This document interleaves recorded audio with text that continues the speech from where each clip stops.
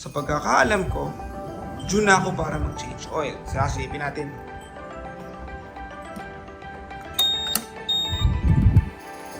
Yep, it's currently 1,520 kilometers. Kasi every 1.5 ako nag-change oil ng motor. Para ma-maintain din natin. When I say change oil, it's ADNOC time!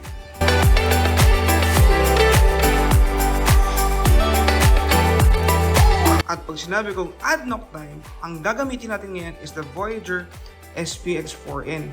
Ito nga pala yung fully synthetic variant ng ADNOC para sa mga scooters. Kaya tara, mag-drain tayo at mag-change oil na tayo at gumamit tayo ng napaka-legit na oil from ADNOC. Well, bakit nga ba ADNOC? Dahil since 1971, producer na sila ng langis from Abu Dhabi. By far, sila lang naman ang #1 oil producer sa UAE. Lahat po ng 5 variants are made of 100% virgin-based oil.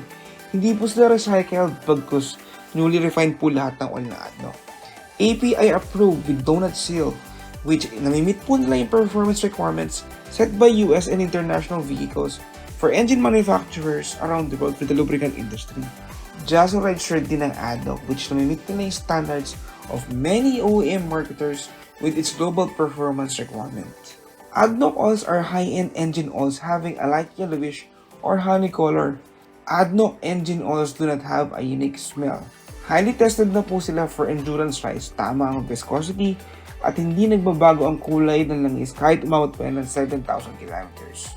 Ang main items po ng ADNOC ay para maglinis ng makina, patibayin kasama mga gears. Tested na po ito sa high temperature, reaching 200 degrees at hindi man lang umuusok. Madami din positive reviews sa SOCMED tungkol sa oil performance using ADNOC. Tara, subukan na start.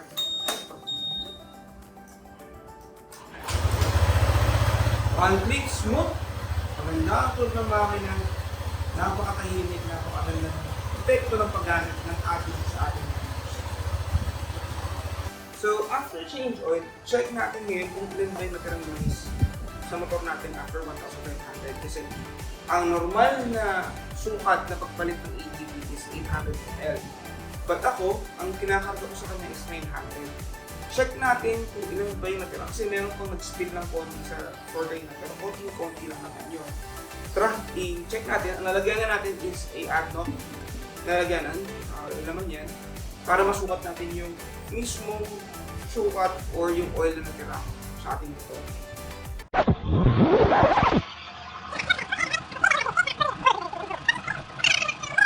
Sobrang pula pa guys. Ang ganda pa niya. Kasi normally yung mga nagpapalit ng change oil for ADNOC users, 2,000 to 2,500 kilometers.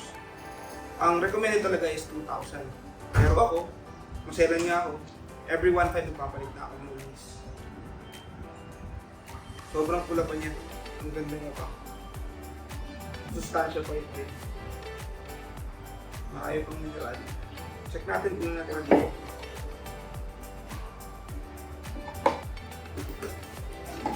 So, in total, ang natira ay mga 850 plus. 850 plus ml pa. May natuwa po ng konti, pero konting-konti. Hindi naman ganun, pero konting-konti. So, isipin nyo guys, after 1,500 kilometers, ganun lang kakonti ang nabawas. So, ganun maganda yung ADNOC. Napaka-healthy sa engine. I've been using it for a long time since day 1. Wala akong angal, tahimik yung makina. Lalo in long rides, in endurance rides, sobrang makakasahan ang isa to. Kaya, why not use ADNOC? So natapos tayo sa pag-change oil sa ating ATV 150 using ADNOC Voyager. So nga pala guys, if you are available this weekend, March 21, ganito ngayon, that will be Friday to Sunday.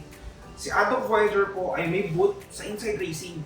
Pwede po kayo mag-avail ng langis doon para po sa inyong scooters. Mapa-manual, mapa-automatic, meron po silang langis available for ADNOC Voyager. And I believe, mas mura po yung selling price pag nasa booth po kayo ng ADNOC during the event. Kaya kita-kita po tayo doon at malapit lang po sa entrance yung pinaka-booth ng ADNOC Voyager. Kaya, if you like this episode of Alright Moto, please like and subscribe to my YouTube channel. Also like my videos para mas pwede share my videos as well. So this is Rod from Alright Moto. Hanggang sa muli guys. Godspeed. Alright, Moto.